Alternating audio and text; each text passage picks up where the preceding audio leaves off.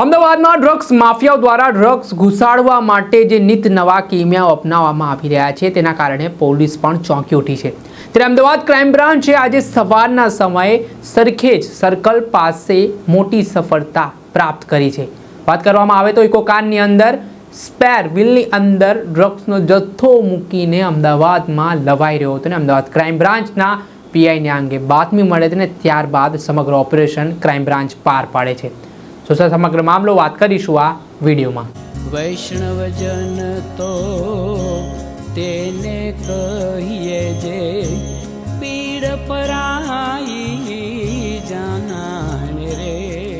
નમસ્કાર દર્શક મિત્રો, નવજે ન્યૂઝમાં આપનું સ્વાગત છે। હું છું ફૈઝાન। અત્યાર સુધી આપે જોયું ગુજરાતમાં અવનવા કિમિયાઓ અપનાવીને બુટલેગરો દ્વારા દારૂ બેફામ રીતે ઘુસાડવામાં આવતો હતો। ત્યારબાદ હવે જે રીતે આજના સમયમાં યુવાધનને નશાના રવાડે ચડાવવા માટે ડ્રગ્સ માફિયાઓ દ્વારા જે નિત નવા કિમિયાઓ અપનાવવામાં આવી રહ્યા છે ને ડ્રગ્સ સામે તો રીતસરની ગુજરાતમાં જંગ છેડાઈ છે। ત્યારે કેટલાક ડ્રગ્સ પેડલરો છે તેઓ વધુ પૈસા કમાવાની લાલચમાં ગુજરાતના યુવાધનને બરબાદ કરી રહ્યા છે।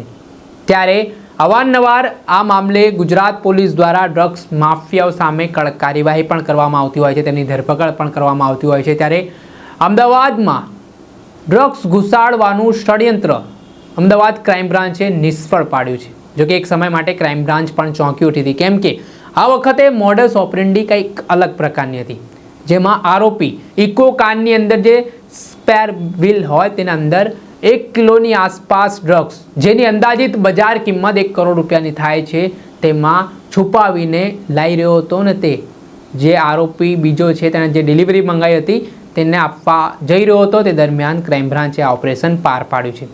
ત્યારે શું કહી રહ્યા છે આ મામલે અમદાવાદ ક્રાઇમ બ્રાન્ચના એસીપી ભરત પટેલ, તે સાંભળી લો।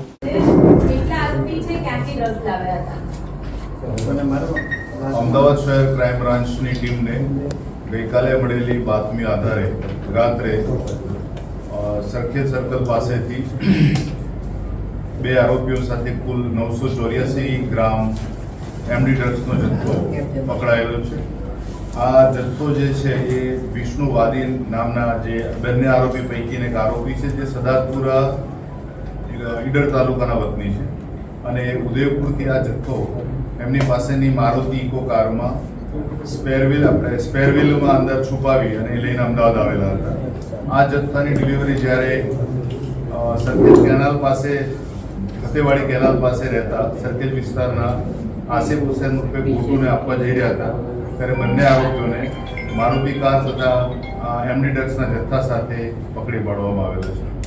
આ જથ્થાની કુલ કિંમત છે 94,86,000 અને કુલ ટોટલ મુદ્દામાલ થાય છે 2 કરોડ 1 લાખ 1 કરોડ 2 લાખ।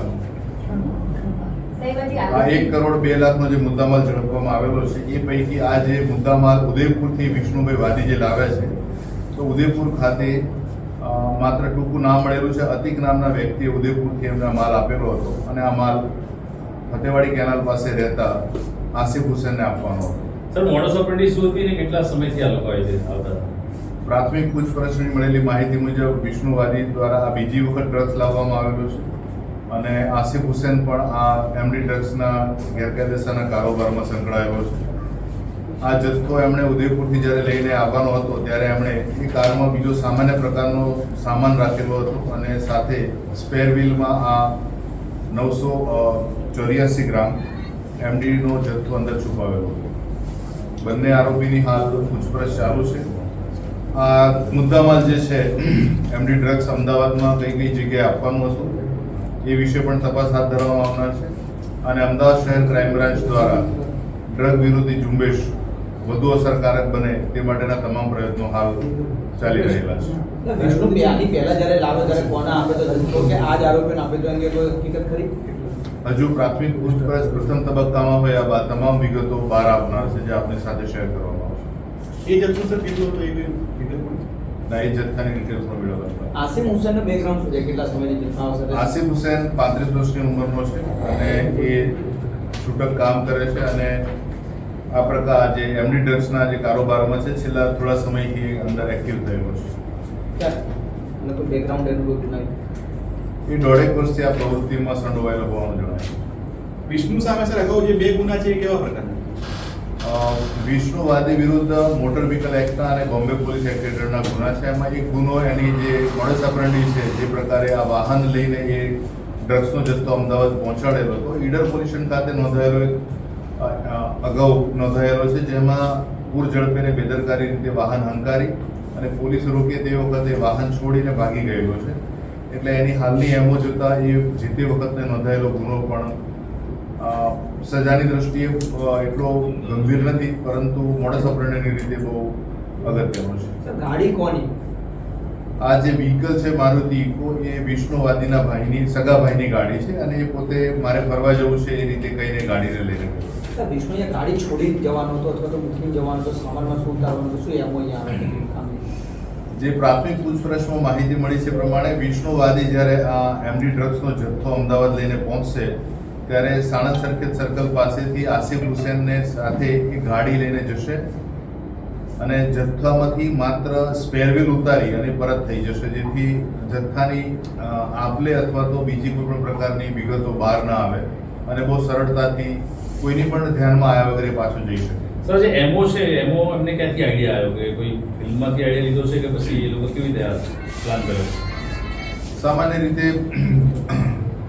આ જે પ્રકારની ગેરકાયદેસર ચીજ વસ્તુઓ લાવવા લઈ જવાની વાત છે, તો આ બહુ જૂની મોડસ ઓપરેન્ડી છે.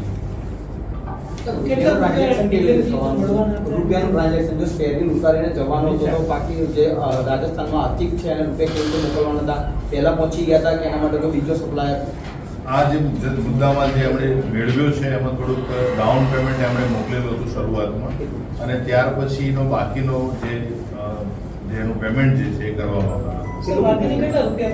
એ પણ માહિતી અત્યારે પ્રાથમિક પૂછપરછમાં જાણવામાં આવી. અહીંયા કોને આપવાના હતા માલ, કોને વેચવાના હતા? ડીલર હતો કોઈ કે છૂટક વેચવાના હતા? અત્યારે બંને આરોપીની પૂછપરછ ચાલુ છે, ખાસ કરીને આસિફ હુસેનની કે જે અમદાવાદ ફતેવાડી કેનાલ પાસે ફતેવાડી વિસ્તારમાં રહે છે. એની પૂછપરછમાંથી જ એ આટલો મોટો જથ્થો એ અહીંયા કયા કયા પોકેટ્સમાં વેચવાનો હતો અને એ વ્યક્તિઓ કોણ હતા એની માહિતી મળવામાં આવનાર છે. અને સાહેબ આ જથ્થો પહેલી વાર જ લેવા હતા કે પહેલા પણ ડિલિવર કરી ચૂક્યા છે? કેટલી વાર, કુલ કેટલી વાર? વિષ્ણુવાદી બીજી વખત આવ્યો છે અને આસિફ હુસેન છેલ્લા 1.5 વર્ષથી એમની ડ્રગ્સના આ જે કારોબાર જે છે ગેરકાયદેસર એમાં સંડોવાયેલો છે. એટલે આસિફે કેટલી વખત મંગાવ્યો હશે? એ અત્યારે બહુ જ પ્રાથમિક તબક્કો છે પૂછપરછનો, એટલે જ્યારે સમગ્ર વિગત બહાર આવશે તો આ તમામ વિગતો બહાર જાણી શકાશે એના વિશેની માહિતી. Hindi, thank you. આ હતા અમદાવાદ ક્રાઇમ બ્રાન્ચના એસીપી ભરત પટેલ. તેમણે આ મામલે ખૂબ જ મહત્વના ખુલાસા કર્યા છે અને તેમણે ચોંકાવનારી વાત કરી છે, જેમાં ઇકો કારની અંદર જે આરોપી ડ્રગ્સ લાવ્યો હતો તે મૂળ ઈડનનો રહેવાસી હોવાની વાત સામે આવી છે. તેના જે મોટા ભાઈની આ ઇકો કાર હતી ને તેને બહાર કામ હોવાથી તે કાર લઈ જઈ રહ્યો છે તેમ કહીને બહાનું કરીને તે કારમાં આવી રીતે ડ્રગ્સની હેરાફેરી કરતા હોવાની વાત સામે આવી છે. ત્યારે જે અન્ય બીજો આરોપી છે તે સરખેજ વિસ્તારનો જ રહેવાસી હોવાની વાત સામે આવી છે ને તે ડ્રગ્સના ધંધા સાથે પણ સંકળાયેલો હોવાના પગલે આ મામલે અમદાવાદ ક્રાઇમ બ્રાન્ચે ઊંડાણપૂર્વક તપાસ હાથ ધરી છે. તેમજ કોણ કોણ આમની સાથે સંપર્કમાં હતા, કેટલા સમયથી આ લોકો આવી રીતે ડ્રગ્સની હેરાફેરી કરતા હતા તેને લઈને આગામી સમયમાં પૂછપરછમાં મહત્ત્વના ખુલાસાઓ થઈ શકે છે. હવે જોવાનું રહ્યું કે જે રીતે ડ્રગ્સ માફિયાઓ બુટલેગરો ગુજરાતમાં નિત નવા કિમિયાઓ અપનાવીને ગેરકાયદેસર પ્રવૃત્તિને અંજામ આપી રહ્યા છે તે પોલીસ માટે એક પડકાર બની છે. દર્શક મિત્રો, અત્યાર સુધીમાં બસ આટલું. આવા નવા વિડીયો સાથે આપણે માહિતગાર કરતા રહીશું, એટલે નવજીવન ન્યૂઝની ચેનલને આપ લાઈક કરો, સબસ્ક્રાઇબ કરો અને શેર કરવાનું ભૂલતા નહીં. વૈષ્ણવજન તો તેને કહીએ જે પીડ પરા